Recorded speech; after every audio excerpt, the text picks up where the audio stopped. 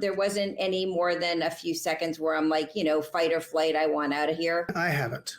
I never really, certainly there were days and I was like, okay, I'm going the other direction because I'm going to say something I don't want to say, or I'm going to do something I don't want to do. So, yeah. But I certainly have had those moments during the course of almost 36 years, but never that, okay, I want to pitch it and do it separately.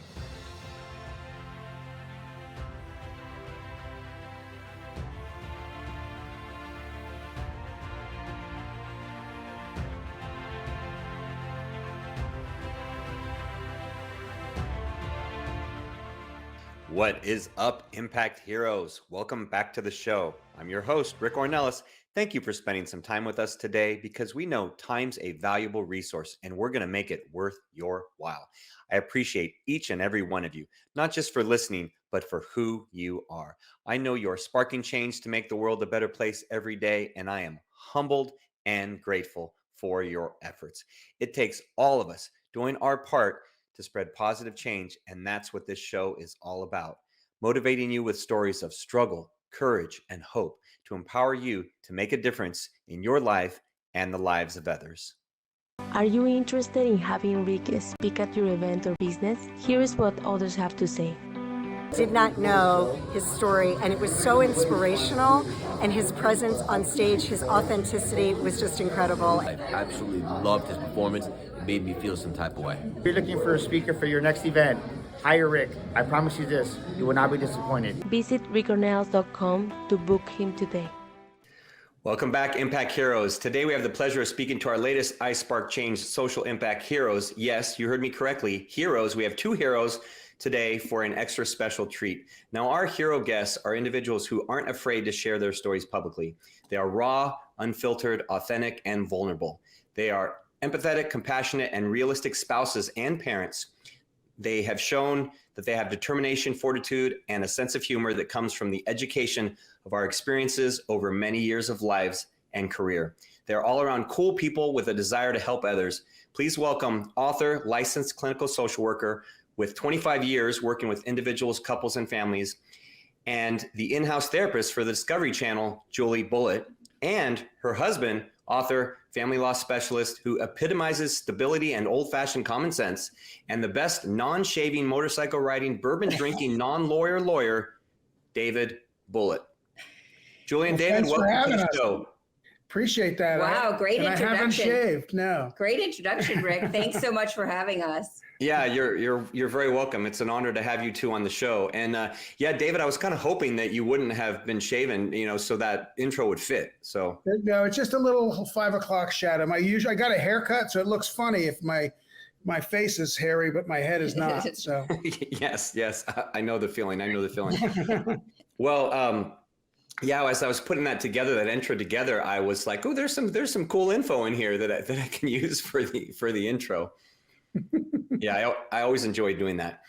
So, well, you're joining us from Delaware, you said, right? At the beach? Yes, sir. Bethany Beach, Delaware. It's a little small beach town. I've never been to Delaware, but it is somewhere that I do, one of the states that I want to visit.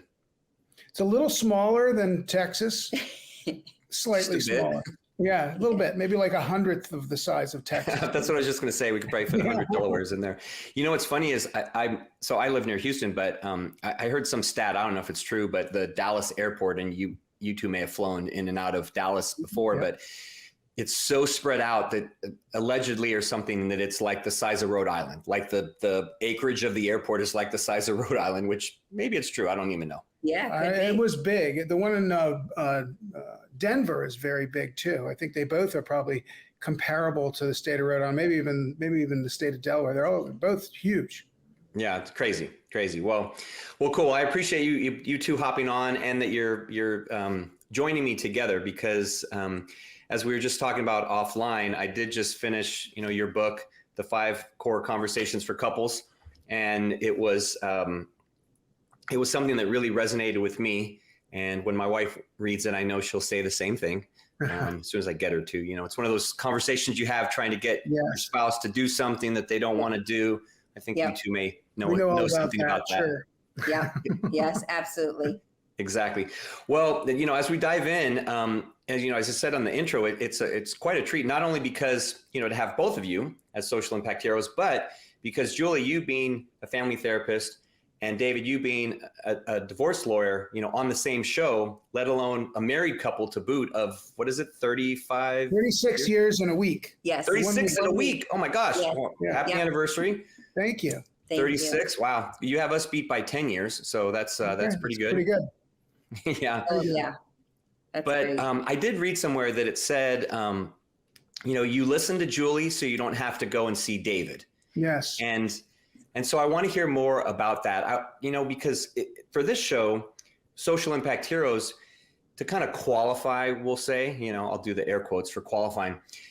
What we consider a social impact hero is an individual or individuals that are impacting others in a positive way through their work, through their actions, through their organization. We've had all types of people on the show, and people that are authors or speakers or running nonprofits or entertainers. I mean, all types.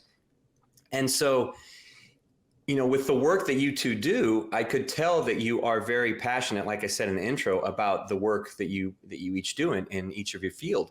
So my first question would be, with my definition of a social impact hero, do either of you, and you can answer separately, but do either of you view yourself as a hero in the work that you do? I never thought of it that way. Yeah. The backdrop to our working together really comes about when we were on the beach several years ago. And you think of a divorce lawyer, that's somebody that breaks people up, right? And find, and that's our job, get people from married land to divorce world, and so you don't really think of that person as a social hero. Generally speaking, you probably don't. But what we have done over the years, we've had lots and lots of conversations as couples like you who've been together for 26 years with your wife. But what we came to realize was that a lot of what Julie talked about in her office, a lot of the issues that she dealt with in her office with couples, were the very same issues that I dealt with individuals in my office who, by the time they got to me, they were looking to divorce. And we explored that a little bit. And I think, although I'm not sure, I'd call, maybe she's a hero because she's been married to me for almost 36 years. But I'm not sure I'd call myself a hero. But I think that what we have to offer is information from two very different vantage points, right? That we think can help folks in terms of navigating the various and sundry issues that pop up during the course of relationships. Yeah. Yeah. And I think in terms of, what the definition of a hero might be, somebody that helps people or helps causes, right? Mm-hmm. I think that we not only help people with what we see in our offices, but we've also helped a lot of people with our own stories and our own vulnerabilities. Most people that read our book really, really appreciate and like the fact that we share things that we've gone through. With the exception of our kids, they are quite embarrassed with some of our stories that we tell. But I do think that showing yourself and in hearing about other people's difficulties is very helpful. You're not alone. So in that way, are we heroes? Okay, yeah, I'll take that. We're heroes. Well, yeah, you're going to have to take it at least for the next few minutes for this interview. So, fair enough. But it's interesting that you mentioned, Julie, about the stories, because one of the things I always say in our content and on this podcast is that it's our stories that connect us all. And if you think about just human history, it's just a collection of stories, right? That's what binds us all together as the human race, or as society. And that's why I like hearing individuals' stories and sharing them on our social media feed and on the podcast, because that's where people can relate. Just like I related to many of the stories that you have in your book, having gone through many of the similar challenges in our relationship. I know it would resonate, with, thousands or millions of people, whoever would read the book. So as part of every hero's journey, you kind of get to that point where you're doing the work that you're doing. So I have actually two questions. One would be for each of you as an individual.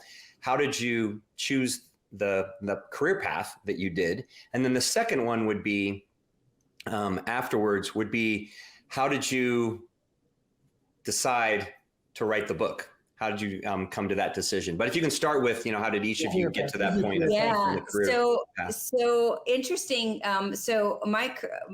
For me, my career path was sort of, it's a funny story. So glad you asked that. I was really a terrible student in high school, not academically gifted at all. I have some kind of reading disability and definitely some ADHD. So school was always really hard for me. And I wasn't even sure I wanted to go to college. My parents are very educated. My dad has a PhD. My mom has a master's degree. And they really, really wanted me to go to school, all of the kids in my family. So I said, well, I will apply to one college. I'll apply to University of Maryland. And if I get in, I'll go. If I don't, I'm not going to college. So they were like, okay, fine. So we got an application, and I took the application, which back then you could either type on a typewriter or handwrite it. And when they weren't home one day, I took a pencil and I did the whole application. I wrote an essay, and I'm not a great writer, which is also funny because I wrote a book with my husband. I wrote an essay. I didn't have anybody proofread it. I erased when I needed to, and I sent it in, and I said, let's just see what happens. And my parents came home, and I said, I sent in my application. They were like, what? You did what? We needed to look it over and read it. And I said, no, if they don't want me, then I don't want to go to University of Maryland, and then I'm not going to college. And they were like, I don't even know what they were thinking, but I'm not too happy with me. Anyway, long story short, I got into University of Maryland in a remedial program where I had to take a few classes for no credit, which was amazing. And I went, and I turned into a person you wouldn't imagine, a student. I learned how to study. I learned how to really, do the hard work. And I ended up graduating University of Maryland magna cum laude. Wow. So that was kind of an interesting transformation that I made. How I got into, I was an undergraduate family studies major, and how I got into that was I wasn't good at science. I wasn't good at math. I wasn't good in English. And then when they mentioned, how about family studies? I said, well, I have a family, so okay, I'll take that. And that's how I got into family studies. And then as I began to study families and understand families more, I was like, this is cool. I want to be a family therapist. And I just knew pretty much probably my first year of college that that's where I wanted to go. So that's my story.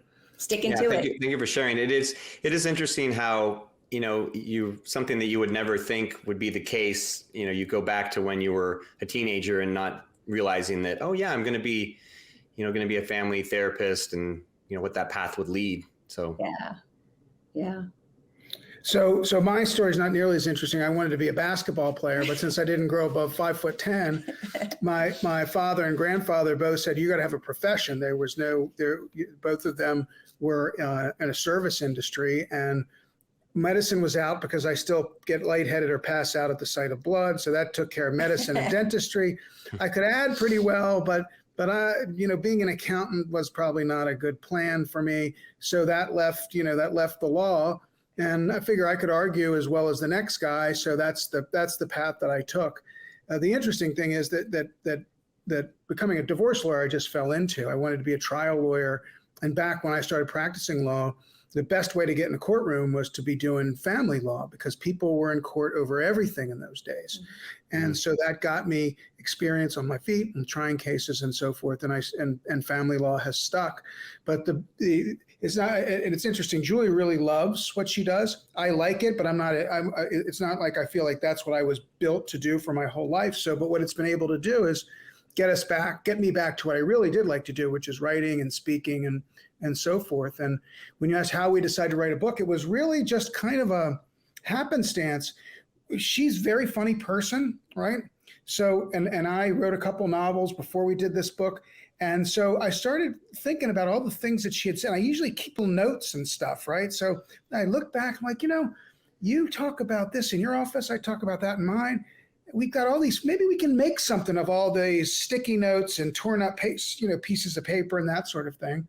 And we sat down and we started, banging it out under the umbrella of these basic areas, that all of us who are in relationships should have discussions about. Yeah, I mean, I think it came together beautifully. And one thing I was wondering is about the conversations. They seem almost like every conversation over many, many years, you were recording your conversations and then you were just taking the transcription and that's the chapter. Mm-hmm. It's not exactly that, but we did have a lot, and I'm a pretty good note taker. Yeah, he had a lot of notes. Yeah, he did. Yeah. So it was, and then we would go back and say, remember when we talked about X, Y, or Z, and then we started talking about it again, and then I was scribbling more down, and we took it from there. Yeah. I mean, do you journal, David? Do you journal? Or? I didn't, but I do now. I have to tell you, it was Julie's idea to do journaling, and I'm like, ugh, I don't want to do that. But it was her idea, and I've really taken to it. So I pretty much every day, I go through these throwaway journals, multiple of them, many of them during the course of a year. Yeah. And Rick, we also have a couples journal that we keep. We don't write in it a lot, but once a year on our anniversary, which is next week, we sit down and we review what we wrote last year and the years before as goals for a relationship. And we make new ones. Sometimes they're the same goals, save more money, have more sex, those kinds of things. And sometimes they're different goals. And through the years, they've definitely changed in terms of goals. So we have a couples journal that we do keep in that way. Well, I think that's a great exercise to go through as a couple. I might have to let my wife know about that, or just have her listen to this podcast and give her that idea. I think from reading your book, I can tell who wrote the "Let's Save More Money" and who wrote "Let's Have More Sex." I think I have a pretty good idea. Yeah, she drives me crazy with the sex. She really does. Yeah, right. Yeah, right. Yeah, there's a lot of that going on. All right. Well, we won't digress too much, but so on iSpark Change on our website, we talk about a social impact hero as being an acronym, and H is someone that honors their purpose, and define that, which is your purpose is defines who you are and how you show up, the foundation of what you do. So I'd say in hearing your stories, it sounds like, because there's kind of two schools of thought. Either, you kind of find your purpose along the way, or you can create it. So for each of you, which do you think, that you kind of found your purpose, or that you've created it? And what does that really mean to you? From my standpoint, for us, and you might feel differently, is that we sort of created it. I mean, the idea that these same issues are trouble for folks who are either in couples therapy or for somebody who's in a divorce lawyer's office. I think what we wanted to do is take that information, share what we've heard and what we've learned, but also what we've experienced, in the hope that it will help other couples do better, have healthier relationships, more communicative relationships, that sort of thing. Yeah. I would definitely say, that this is created, because I do believe that my work as a therapist is something that is my purpose. So that piece of it, right? Like, I feel like I'm here to help people and help people be them, their best selves. And then I think that sort of, fed into the work that I do with David. Yeah. So would you say, the E for hero is engages the audience in their mission, sharing what your mission is, what unites. Would you say that that's your mission as a couple, would be to help other couples, or what would you say it is? Yeah, absolutely. Yeah. And like I said, when we were talking before we started out here, we made a very, very distinct choice to expose ourselves. And you've read a lot of books, I'm sure, nonfiction stuff where folks write very well, you learn a lot, but there's not really anything behind the curtain. And we decided that sharing not only what we've learned in our specific professions, which does put us, behind the curtain, so to speak, with lots and lots of individuals and lots of couples. And both of us feel very honored to have been able to do that over the years, but also to share ourselves at the same time. And that, to me, that blend it gives us a unique ability to try to help folks. And that's really what our purpose is try to help relationships be healthier. Yeah. And help people realize that you have to work at relationships, that they're not, I always tell people that your relationship is not an elf on the shelf. You can't put it away, and then bring it out when you have time to work on it or you want to work on it. I mean, you're busy, you have 3 kids, and life takes you in a million different directions. And it's very easy to get lost in, I don't have time for, my partner. I don't have time for date night. I don't have time to sit down and have a conversation. I don't have time to take care of myself. And those things are really important. And that's what we're trying to get out and let people know, that you have to take care of yourself first, and you have to take care of your relationship next, and your family. And then from there it goes. Yeah, and that's so important, and I agree 100%, Julie. And I think for a lot of individuals, that's why, David, you could probably speak to this, why the divorce rate is so high, is because so many people, they just get lazy and they think that everything's just going to come easy and they don't have to work at it, and they can just, it's just, you just get together and we get married and, we start a family and we're not going to put any work into it. I mean, you could use the analogy of health. You can go not even caring about your health, eating crappy food every day, and then all of a sudden you have a heart attack at 60 and you're like, oh, gee, I didn't see where that came from. And it's like, well, you have been eating terrible for, all your life. And so I think that's very proud of me, by the way, because I coined a term about what you're talking about, which I call it malaise creep.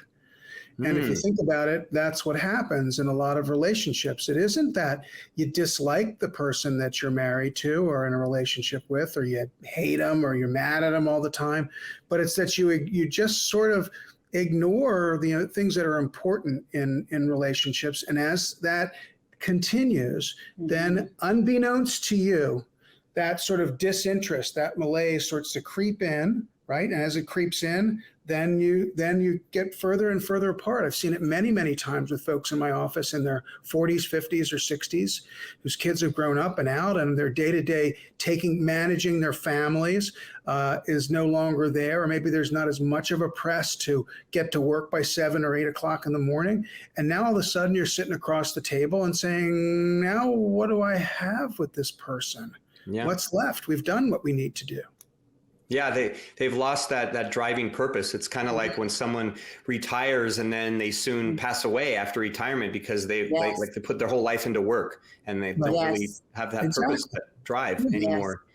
Yes. And I consider our relationship with my wife and I, we've had our ups and downs, and I consider the fact that when we were about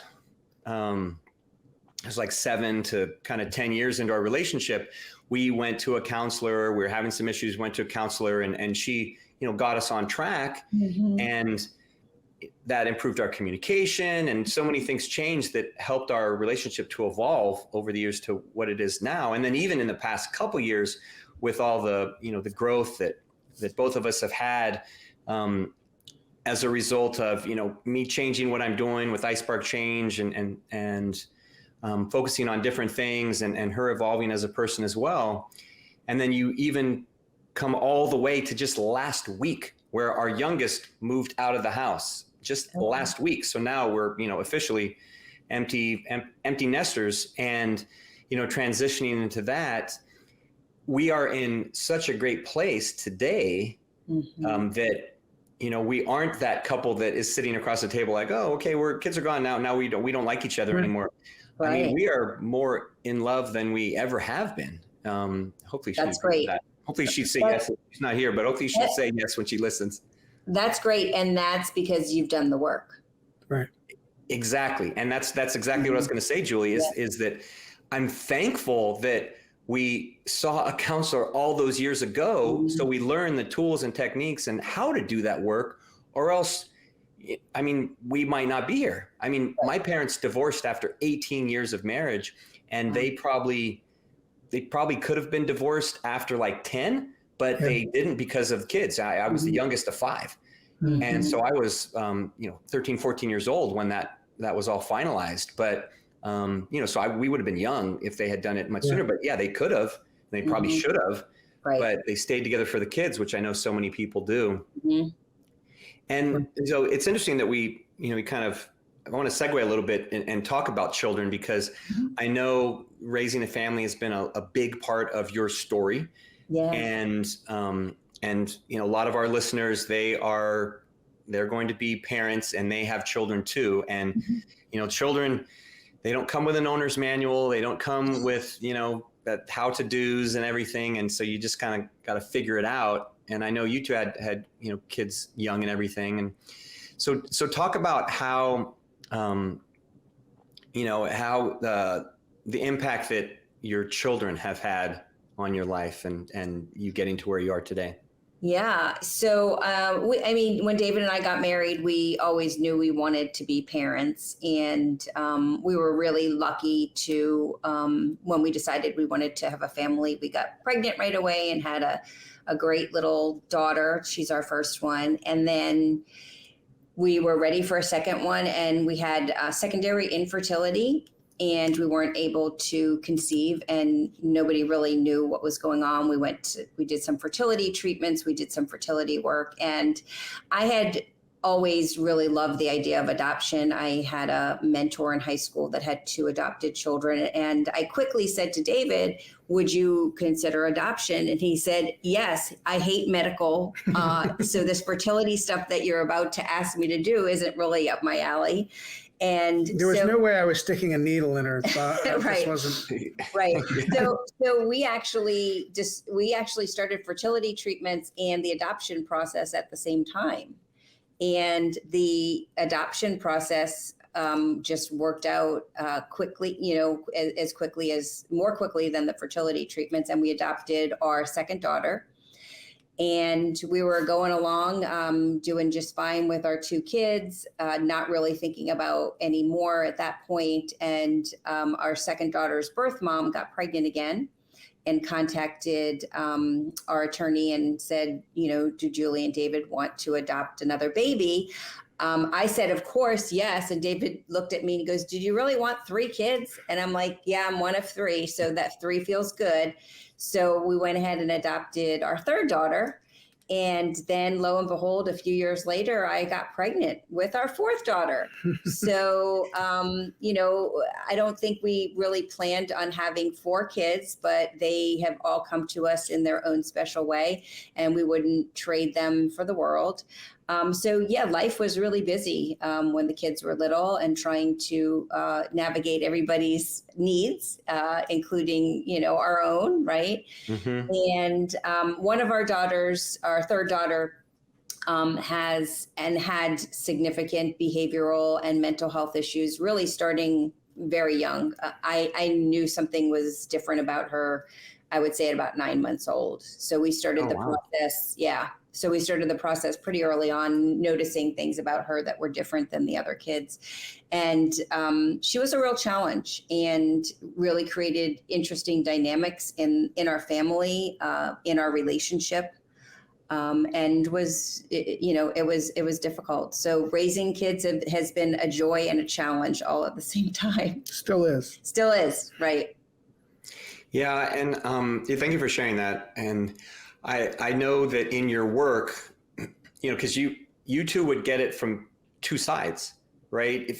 Reading the book, I know that you would have your challenges at home, but then you'd have people all day long sharing, things, addiction or infidelity or mental health issues or trauma or something else that they're sharing on a daily basis. Mm-hmm. So how did you manage to hold that weight and let it not be crushing?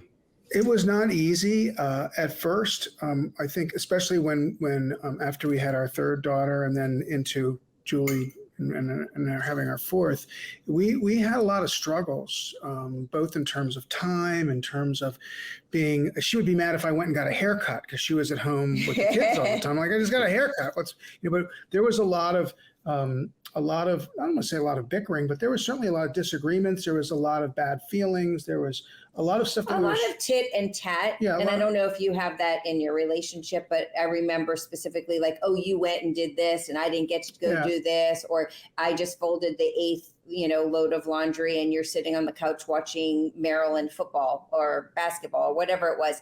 So a lot of tit and tat, I think, when the kids were younger, and we had to work really hard on not doing that. So one of the analogies that we draw in the book is the pass the trash analogy, which is a card game. I played cards with a group of guys. Yeah, I remember that chapter. Right. So, and it sounds bad. You refer to your kids as trash. It's just a metaphor only. That's all it is. But we started to figure out, I certainly did, we could figure out when she was done and she needed a breath. And so she would pass them to me. I'd take them. She'd go take a bath, or she'd go for a run, or she'd go get a cup of coffee or whatever it was. And I think we started to get better in that sort of yin and yang of getting when one or the other just needed, even if it was for an hour, just needed to go and get away. And the other one picked the cards up off the table and took care of everybody during that period of time until the other person was in a better place to be able to do it. Yeah. And kudos to you two for putting in the work, back then and recognizing that about your relationship. Was there ever a time where, and this is a very personal question, but was there ever a time where you two consider like, hey, maybe this is too much and, we'd be better without each other? I would say for fleeting moments, I would be like, okay, when you go to the courthouse to get those people divorced, can you pick up one of those papers so we can fill it out so we can get a break? I mean, fleeting moment thoughts of I never like, knew that. I would say that to you. I would say that to you in a joking way. I mean, we use humor a lot. So, you know what I'm saying? Like, we'll say that. No, honestly, there wasn't any more than a few seconds where I'm like, fight or flight, I want out of here kind of moments. We never got to the point where, we've had some arguments here and there. And yeah, we've worked our way. No, I didn't. I haven't. I never really, certainly there were days and I was like, okay, I'm going the other direction because I'm going to say something I don't want to say, or I'm going to do something I don't want to do. So, yeah, but I have had those moments during the course of almost 36 years, but never that, okay, I want to pitch it and do it separately. Yeah. I never got to that spot. Yeah. Apparently she did, but I did not. Well, in a joking way, I could totally see what you're saying, because my wife would say the same kind of thing. She'd say, yeah, something I actually used to ask him, hey, does anybody get divorced so the other person has to take the kids? Because I was exhausted at moments. There was times where I really felt like I just can't do this parenting thing anymore. And wouldn't it be great to have a weekend off or a week off or whatever? So I would joke with him about like getting divorced so he could take the kids. Yeah. Did you two have a family support system close by? Like, did you have grandparents and everything close by to help? Yeah. Both of our parents were in the area, and I have a sister and a brother that were close by, and we have a lot of good friends. We have our best friends, actually. They were the only ones that would vacation with us because there was a lot of issues going on in the family. And we joke, we're still best friends with them, and we joke like, you guys really held out for the long haul with us, didn't you? And we didn't get invited, and again, that's part of what you read and what we share. We didn't, primarily because of the circumstances with our third daughter and how she affected other people. We didn't get invited to a lot of things, neighborhood things. Mike, I can still close my eyes and see my youngest daughter looking out the window and watching the families walk down the street to somebody's house for a Super Bowl party and wonder why we didn't get invited to the Super Bowl party. And that was because, these folks didn't want to have to deal with certain behaviors, which we understood, but it was still heartbreaking for us, knowing how, I couldn't have cared less. I can sit and watch a game any place, but knowing how badly my kids felt about that, and even and our third daughter, whose behavior it was, felt badly, but there's nothing she could do about it, really. Yeah. So yeah. And how do you think you're, with your children getting to the point where they are now, right? And now you have grandchildren and everything. So what do you attribute? I mean, I could say that just reading and hearing you to speak, that I would attribute, the combination, the team effort of your parenting skills that have gotten them to where they are today. But what would you say you attribute to them, becoming the people that they are today? Well, I've been a great parent. Her not so much. Right. No. I think that as best as we could, we modeled the ability to work together and to generally, most of the time, stay on the same page. Our kids didn't have a lot of opportunity to triangulate. I know you know what that means. So, to try to push one against the other. Dad said this, because we were pretty good about listening and then saying, "Oh, I'll be right back to you on that," and then getting, going, "Did you tell her?" And then, so we were able to stay on the same team. Yeah. And I think that was a something that we both were gifted at, and certainly Julie was aware of those kinds of things. Yeah, and I think really being present. I know that one of our oldest daughter told David recently, "I never remember coming to you and you being too busy to help me with something or talk to me about something." Mm. And I think that for me was just like an unbelievable compliment, right? That, a busy dad that has a career was never too busy for her. And I think we really showed up for our kids and for our family and for each other. And I think our kids saw that and still see that. Yeah. Yeah, I'd say that's huge right there, is the being present, because so many parents, and I know I was that type of parent when I was younger, when my kids were very small and I was still going and, playing basketball for 3 hours at nighttime and leaving my wife at home to take care of the kids and everything. And it wasn't until I, got my shit together, for lack of a better way to say it, that I, realized the error of my ways. And for those listening that haven't read my book, 12 Hours of Heaven, Lessons for a Better World, that's one of the lessons, is being present, because it is so important. And it's something that I've learned, over the past 20 plus years that has helped my relationship with my wife, with my kids, with others. And I'd say that's a huge part. And David, I guess, imagine that would be very special to hear that from your daughter. It was, and in these days, of course, I think it's harder for parents in a lot of ways than it was for us. There weren't really cell phones at the time. Computers aren't what they are now. There certainly were no smartphones and texting. And so, you have that extra challenge to the ability to be present. And that's both for your children and for the parents in terms of the family unit. Somebody's always buzzing. There's something you want to watch. There's all of that. And while I think that we did an excellent job of it, generationally, we all have our own challenges, right? You had different challenges than your parents and so forth. But that's certainly a challenge that as parents, we didn't have to face, but that we see others having to face with regularity. Yes. Yeah. And I'd say that's an excellent point, David, because with all the digital distractions that are, around us all, from the time we wake up to the time we go to bed, it does make things more challenging. And you see, I mean, in my work, I've done some things with Gen Z, and I have 3 daughters that are in Gen Z. And so you see, I mean, they deal so much with mental health issues and it are definitely some difficult times.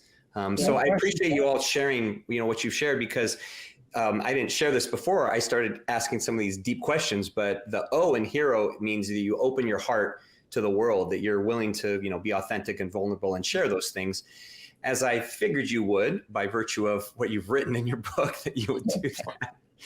So thank you. Because it's like we said at the top of the show, it's those stories that really will help others and resonate with other people that are listening. And I know we have parents out there that are listening to this show, and they may be like, okay, I can't do it anymore. I mean, I know my wife has a good friend. She has 4 boys, all under the age of 5. And it's oh, geez, like that just seems like so much work. That's a challenge. That's a lot. Yeah. And one of the things that we have done, and we still try to do, is something called No Tech 90, where 90 minutes a day usually in the evening after work hours, we put our technology away and we just focus on family or, ourselves in some way. And it's challenging. I would say I'm much worse at it than David. He's good at it. But we have tried to really give our brain a break and, pay attention to what's going on right in front of us versus what's going on the screen. Yeah. Yeah, that's super important. We've tried that at different times and it's always a struggle. So yeah, if you can do that, I mean, that's great advice. So thank you very much. Yeah. Well, sure. So I do want to, I'll lighten it up here with this next question, just because Sure. it was something I read in the bio. It says that you two have been known to, chat up strangers at some of the local bars in the area the two different areas where you live. So I want to know, what's the most interesting thing or the craziest conversation you ever had with someone at one of these local bars? All right, I'll tell you one.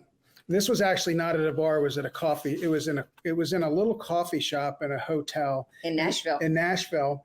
And Julie has an incredible propensity to ask people questions that I would never think to ask them, particularly strangers. And I would never get into the discussions that she gets into with folks that we've never met. And so we were getting ready to leave town. We were in Nashville. We had been meeting with our agent over the weekend. And there was a line in the coffee shop. It was a hotel coffee shop. And there was a nice couple that were sitting down at a table. And Julie grabbed the table right next to them. And I went to get in line to get her a coffee, whatever it is I was getting. And I don't know, maybe 5 minutes at most. And I come back to the table and I sit down. And the first thing I hear is the man at the table says, "So what do you do when your spouse and you have a mismatched sex drive?"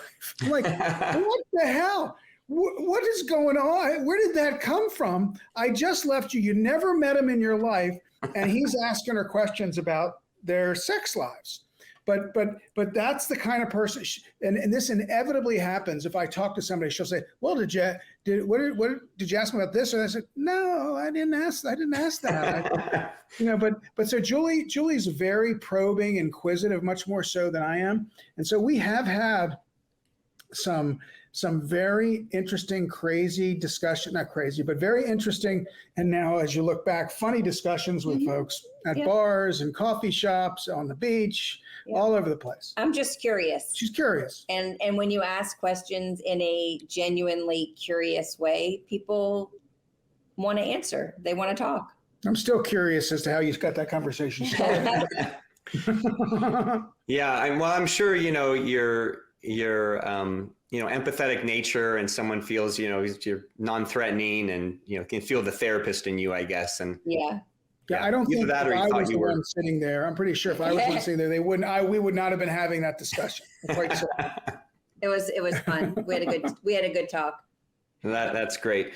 Well, okay. So as we move towards the end, there's a couple questions that I ask all guests on the iSpark Change podcast. And the first one is that at iSpark Change, we talk about spark moments. Now, a spark moment is like one moment in time where there's one action, one conversation, one thing where you impact another individual, and that impact can have a ripple effect that goes on for ways that you can't even measure, right? You could literally see someone, that conversation that you had with this couple in the coffee shop, that could have been a spark moment that totally changed the trajectory of their relationship that you would never know.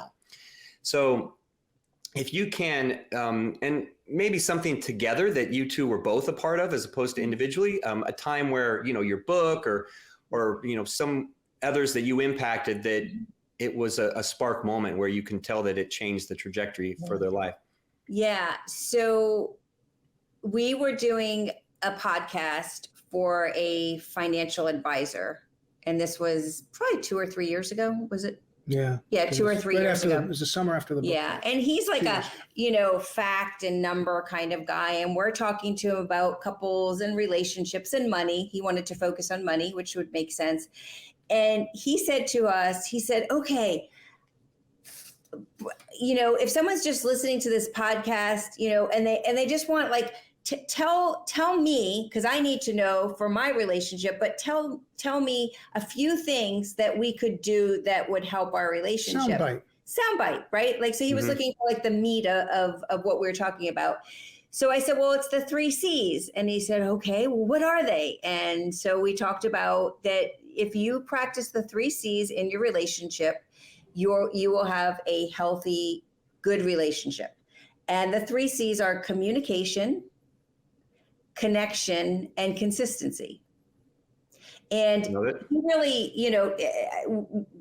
we just kind of came up with it, and we hadn't planned it. We hadn't talked about it, but that's what it was. And then from there, we've really talked to people about the 3 C's. And he told us, a few weeks later that he took that to heart, and that he really was trying to use it in his relationship with his wife. And so I think, like, yeah, I mean, from that, and we do a lot of speaking to businesses and corporate folks and stuff like that. And we use just that little moment. Yep. We use that regularly in our discussions with people. And it applies not just in your relationship with your significant other, but it applies in the workplace too, with who you work with your coworkers, with your employees, with your employer, and so forth. And so that probably was the moment when Julie just sort of popped. And we were, we know soundbite. We wrote a 200-page book. What kind of soundbite? Right. But sure enough, that was it. And it was thanks to this little financial planning guy who's got 76 monitors on his wall with all sorts of numbers running up and down. He was the one that pulled it out of us. Yeah, it was a really cool moment. Yeah, and I thank you for sharing it, because that is a very cool moment, and one that it's truly, embodies the definition of a spark moment. With communication, connection, and consistency. Consistency. Thank you. Yep. Consistency. And I think, you may have thought when you were invited to be on this financial podcast is, why are we going to be on a financial podcast? Or at least that's what I was thinking, how do you fit on a financial podcast? But I know that is something you talk about in the book, it's one of the five, but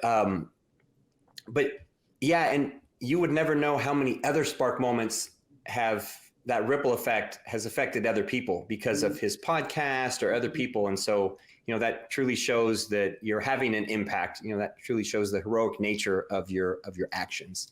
Thank you. Yeah. So before we wrap up, I have one final question. Well, actually after this one, I have one final question. But where can people, find out more about your work? The book I know is on Amazon, but where can they find out more about each of you? Sure. Our website is www.thebullets.com. We're on all social media platforms, LinkedIn, Facebook, Instagram. We have a YouTube channel and Twitter, all at The Bullets.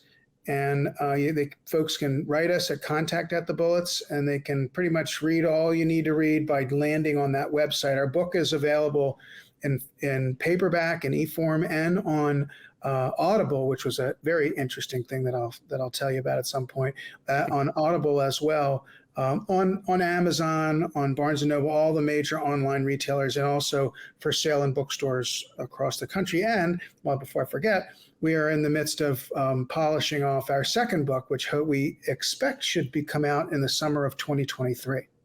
Nice. Well, congratulations. I will look forward to that. And I'm sure our audience will look forward to reading that as well.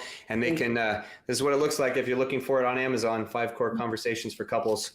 So my final question, and this is a question that I ask every person that comes on the show, no matter of how our conversation has gone, or what we've talked about. Our goal at iSpark Change is to positively impact 1 billion people, that's with a B, in the next 5 years through our community and through our upcoming social media platform that we'll start building next year. Now, we can't do this alone. We need to have leaders and social impact heroes like yourself to show others the way, because many people feel, as I once did, that, oh, I'm just too small. I don't make a difference. My actions don't impact others. So I value your thoughts as social impact heroes.